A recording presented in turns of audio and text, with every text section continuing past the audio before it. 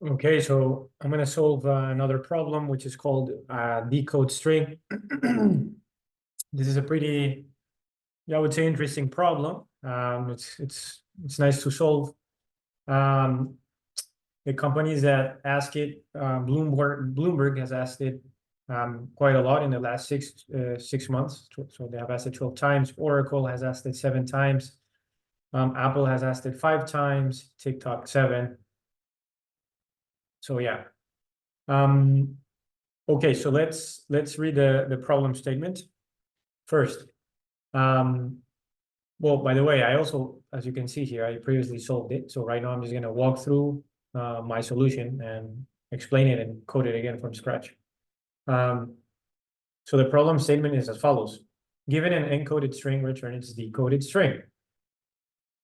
To be honest, I think this sentence doesn't really add much value to the problem, but that's the nature of these types of coding puzzles. Sometimes they're very verbose. Anyway, the encoding rule is K encoded string, where encoded string inside the square brackets is being repeated exactly K times. Note that K is guaranteed to be a positive integer. You may assume that the input string is always valid. There are no white spaces, square brackets are well formed. Furthermore, you may assume that the original data does not contain any digits and that digits are only for those repeated numbers. Okay, for example, there will not be input like 38 or 24. So this means that the encoded string will not contain any numbers. So then in terms of the constraints, so we have that the input string can be between 1 character and 30 characters long. The input string consists of lowercase English letters, digits, and square brackets. It's also guaranteed to be a valid input, so we don't need to do any sanity check. And all the integers in the string, which are, of course, the K, are in the range between 1 and 300 inclusive. So this basically, like, we have very low constraints, which is a good news as well. And the whole idea of this problem is to be able to like first visually identify, just because of our example inputs as well, that make it quite clear, is that we have 2 types of inputs. One which has like nested encoding rules, and one which does not have nested encoding rules. So let's just bring these examples over here. I'm gonna bring the other one. This one.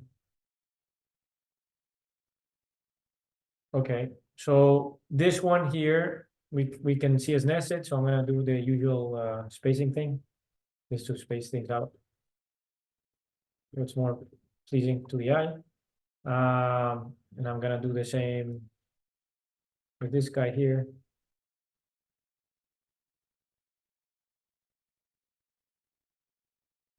Okay, so I'm just gonna draw the nested structure. So we have the outer one, which is here, all of this. And then we have the inner one, which is this one. And then, of course, in the other example, we have this one here and this one here, which are basically next to each other. I'm just going to change a little bit the example input here to make it have 2 letters, DC. So cool. So basically what would need to happen here is that we will need to solve first this thing here, which is called the encoding rule. I'm just gonna bring this one here as well, so I remember exactly the terminology, right? The encoding rule, and that's, which is K, and what do they call it here? Encoded string.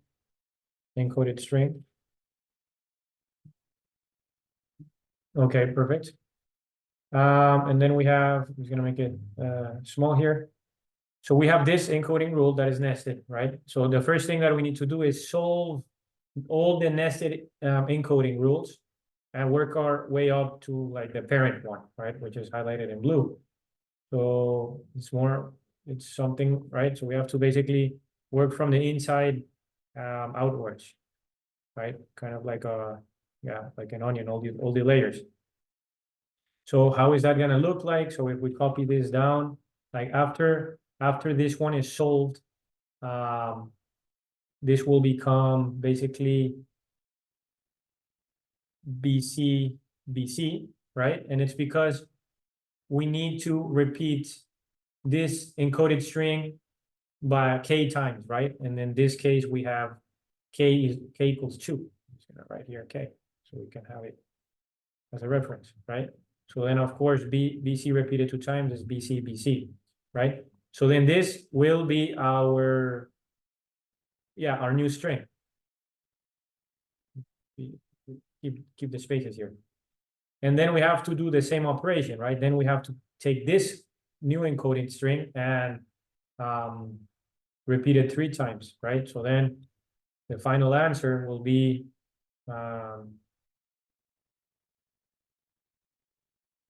I'm just gonna delete all this junk here, and also just remove the spaces for now. So the final answer will be this string repeated 3 times, right? A B C B C, A B C B C, and then we can just separate it here like this graphically, but it's all of them are gonna be joined, right? So that's gonna be the solution for that.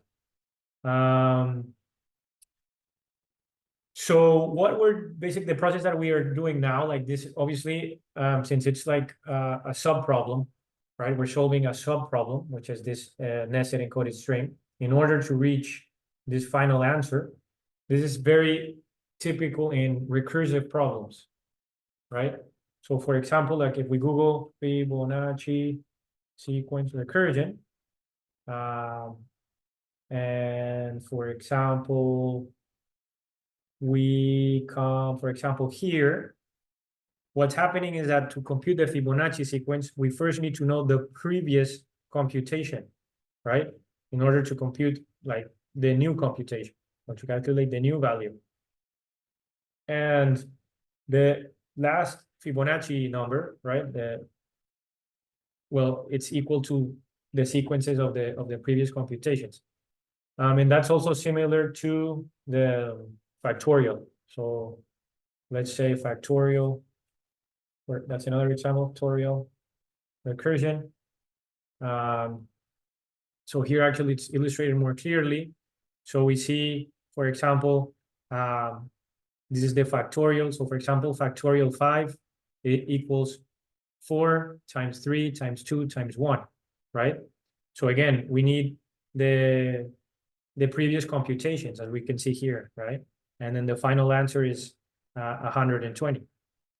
So that is basically the idea of applying recursion to problems, that we need to have overlapping problems, right?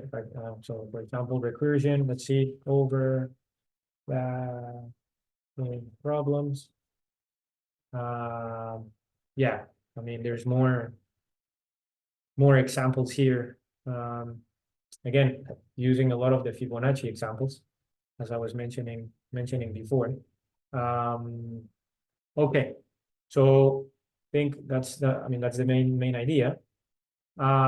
Perfect. So let's walk through the implementation, and I'm actually going to, or the way I solved this was just to implement an iterative version of recursion. But of course, you can implement recursion in an iterative manner as well.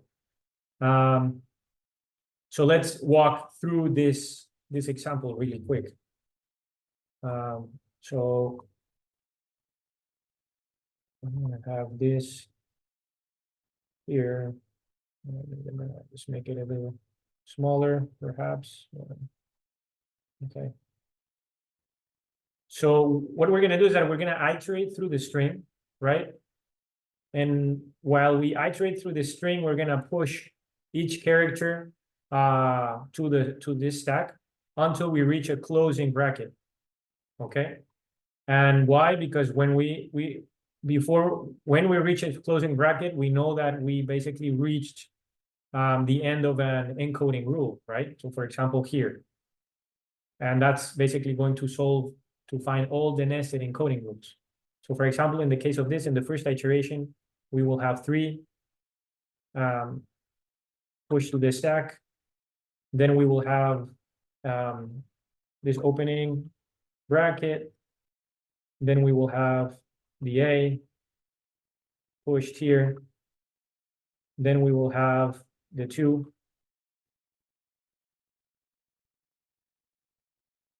Then after that, we will have this other opening bracket here. And then we will have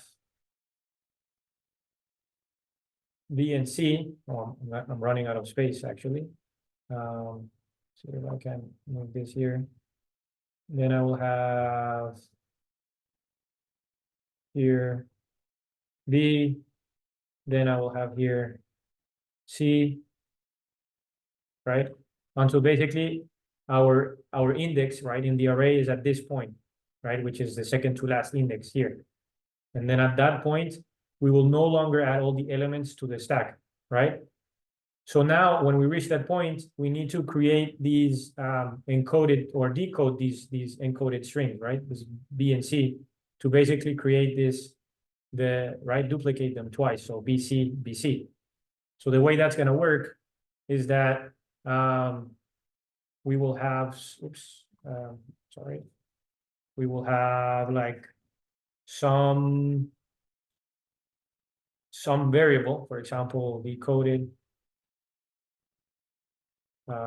str, and we're gonna basically append these strings, these encoded strings to here, right? So for example, here we will have some mechanism that will first pop all of this these characters, right? So for example, here we will have a C, and then here we will pop the B out, and then we will have a B, right?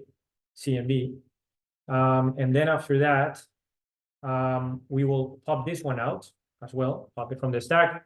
Of course, we're not going to add it here because we're only caring about alphabetical numbers, right, from A to C. Sorry, alphabetical numbers, alphabetical characters from A to C, right? And then basically we will also, after we finish this process, we will have another process or another basically loop, which now extracts all the digits, right? So then we have here digits, also as a string, and we will basically get all the numbers or all the digits that is in front of the substructure, right? And there's one important thing to note is because this K can also be not a single digit, but it can contain, as we see here, 3 digits, right? It can be 300, for example, or 20, etc. So in this case, we only have one K, one digit. So this will be 2, and then this will be popped up the stack. And then we're gonna have these remaining characters in the stack, right? 3 open bracket and A. And then we will basically need to do this now, right? So we will have to have, we can call it like R, or this could maybe be like init or pre-decoded string, and then here we can name this like decoded string. Of course, this will be CB, right? So after we do that, we need to push these values again to the stack so we can continue with the process, right?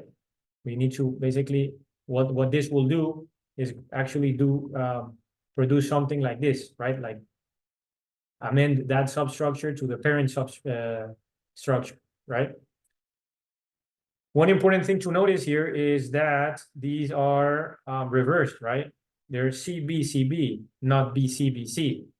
And that's just because the nature of how we were popping things from the stack, right? The stack has the order like it's last in, first out. So to do that, we basically we will need to iterate through this decoded string in reverse order and append it to the stack. So that would look like something like this. So we will have B, probably I will run out of space, B, then we will have C, right? B, C, and then we can repeat the same thing here, here, and then C is gonna be our last character pushed to the stack, right? So now we have this new stack here.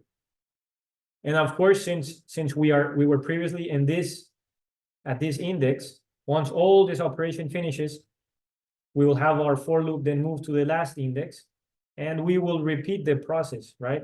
Now with this last encoding rule. So let's, if we do this now, we will have, let's erase this. And we will now have, of course, C. So this is going to be C. So it's popped off the stack.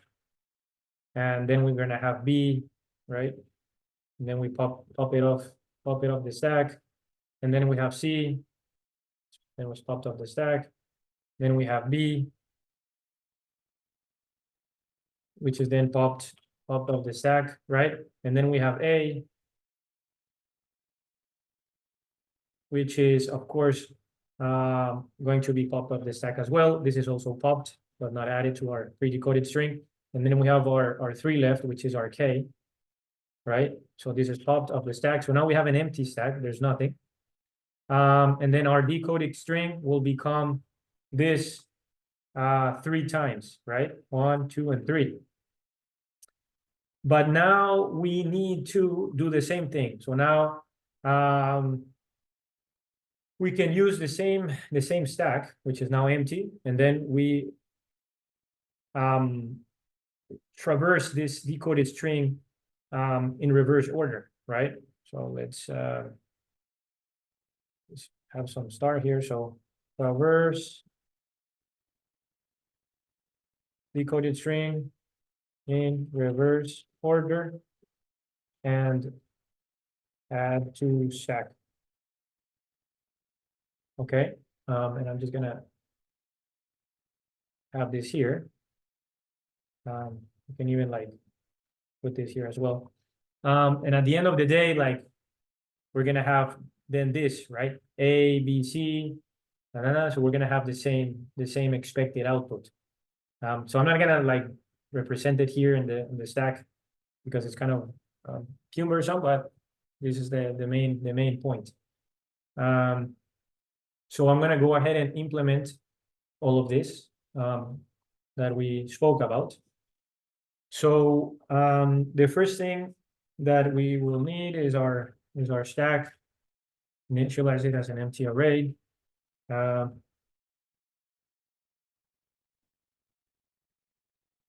we're going to iterate through our string. And we're going to store our current character here. And we're going to say if current character does not equal to the closing bracket, right? And I'm going to also bring this example here instead as a reference. So let's call it input. If it's not, we're gonna basically append that current character to the stack, current char, right? So that's what's going to happen, and then we can basically continue. Like we're gonna ignore the next lines, of course, until we hit this closing character, right? If we hit this closing character, this closing bracket, then we will start to do the popping, right? So first we're gonna do or get all the letters from that substructure, right? So get all letters from nested encoding rule. And this is going to be K encoded string. So, well, the stack is not empty, and the top element of the stack is not a digit. We will do this, right? And we're going to say if, so we're going to say, okay, pair char, we're going to pop it, stack.pop.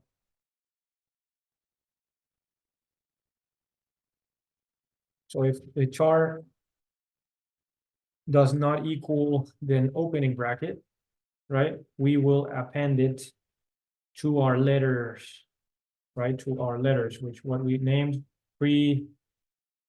pre-decoded string. Let's just copy this thing. Why not? So that's this here, pre-decoded string.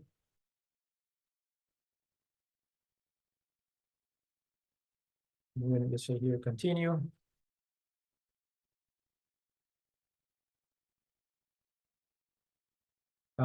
So pre-decoded string character, right?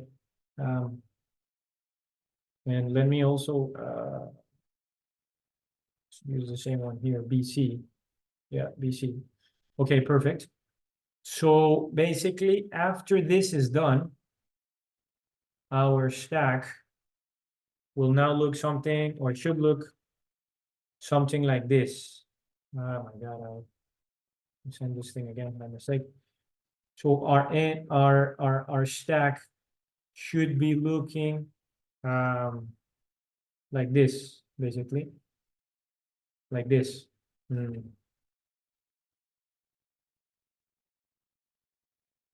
This is going to be our stack. And now after that, we're going to do the next process to get all the digits from the nested encoding rule. So now we get all digits, oh my God, from nested encoding rule, right? So K. Okay. So we can use the same, recycle some of the same stuff until it's the digit, right? And then we're gonna say, we can call this digit. We can call this digit. And then we can have here our digits, our digit string. And we can append, oh my God, it's really annoying. What, I wonder what, yeah, I have to check the shortcut key. Okay, so here, and then after, of course, after this thing is finished, we will have, this will be our stack, right? Okay, and there is actually just one important detail as well, which I didn't cover here, which what happens if we have like multiple digits that form that K. For example, if we would have here 21 instead of 2, well, of course, the 1 is first in the stack, so then technically this would be like 12 at the end, but that's not what we want. So in order to get our final K, we need to reverse this digit string. And the way we can do that is using this slicing syntax. So now we have K. So then this would be, instead of 12, it would be 21. Okay. And then after that, we need to build, right? We need to build a decoded string. So let's do a variable here that stores that, we're going to store that value. So now we are going to do this for in range K. So we are going to build that decoded string by appending our pre-decoded string, right? So then at the end, this is going to be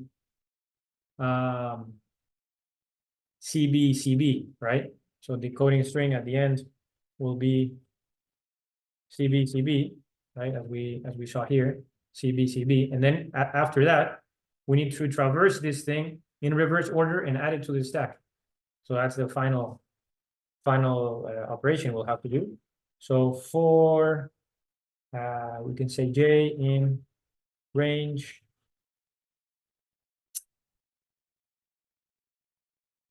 decoded string. So when decoded string, and then we're going to do it in reverse order. We are going to append each character to the stack. So J, right? So we're going to go through this one and it's going to become BC, right? B will be appended to the stack, and then C, and then B, and then C, right? So that's the idea. So that's what it will become. Perfect. So this should be the final implementation. And then after that, it's in the stack, we'll have individual entries. So we will have to join that into a string. So join, and then we pass in this stack, or in this case, the array. So at the end, we will iterate through the array and then join those guys from the bottom of the array to the end of the array. So let's do this here. So I'm going to use the same test case here. So BC. So let's just use this one here just to run the first test case. So we're going to run. Okay, perfect. So it did work as expected, right? We have ABC, ABCB, ABCBC, right? And then ABCBC, which is this ABCBC, the same string. Perfect. Let me just copy paste this one, and then we're gonna reset the original test cases. Okay, and we are gonna run this thing again. So perfect. So there's one more thing. So in terms of time complexity, this can be basically thought of as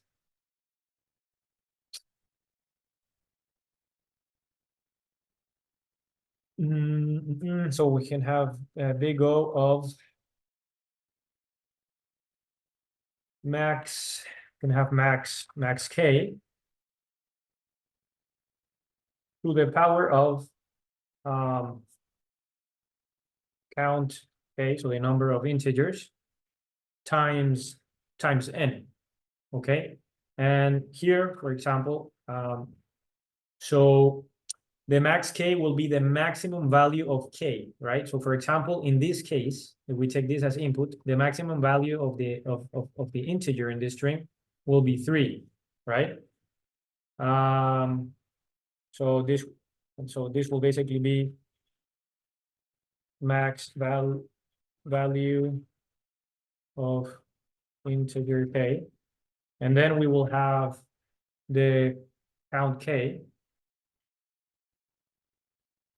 This will correspond to the number of nested K values, right? So in this case, we only have one nested K value, right? So it will be 1 here, and then n.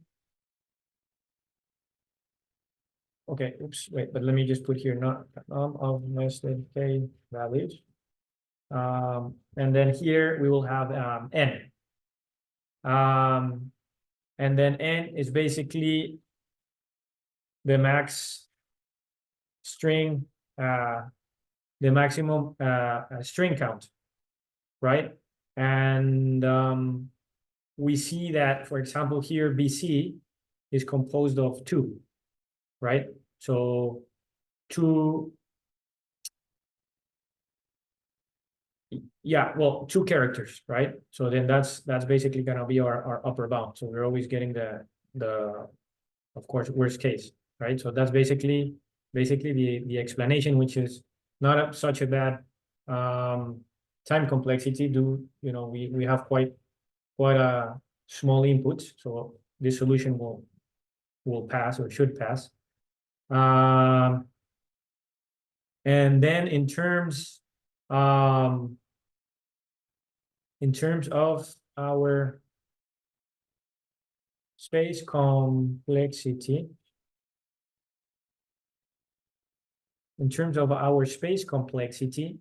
we will of course store most of these guys.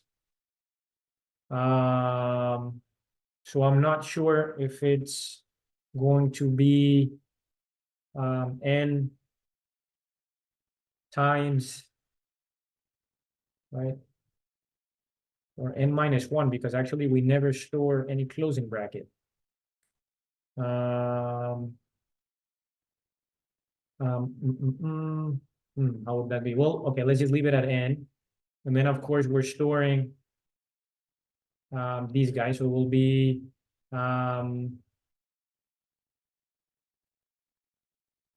plus our count k, right? Or actually, no, it will be max plus max k times n, actually. I think this will be our space complexity. And of course, that will be our maximum string count. So for example, here, we will store, yeah, I mean, I think I'm not actually quite, not exactly sure, 100%, to be honest, here in the space complexity part. Maybe even n plus max k times n, perhaps. Not 100% sure. Okay. So, okay, perfect. So we can, yeah, just delete this here. Delete this. And we are going to submit and see if everything passes. Everything passes. So, okay, cool. So yeah, this is basically the solution. I'm sorry I couldn't in real time devise more precisely the space complexity, but I think it's somewhere along these lines here. Let me just go here.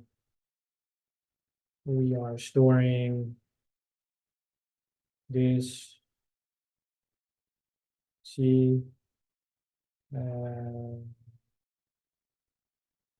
or it's min. Yeah, no, maybe it's not this. Okay, I will actually owe the space complexity for this implementation in more precise manners. Okay, but this is the final result. Okay, I'm gonna log off, stop sharing my screen, or I did stop sharing it, and see you guys later.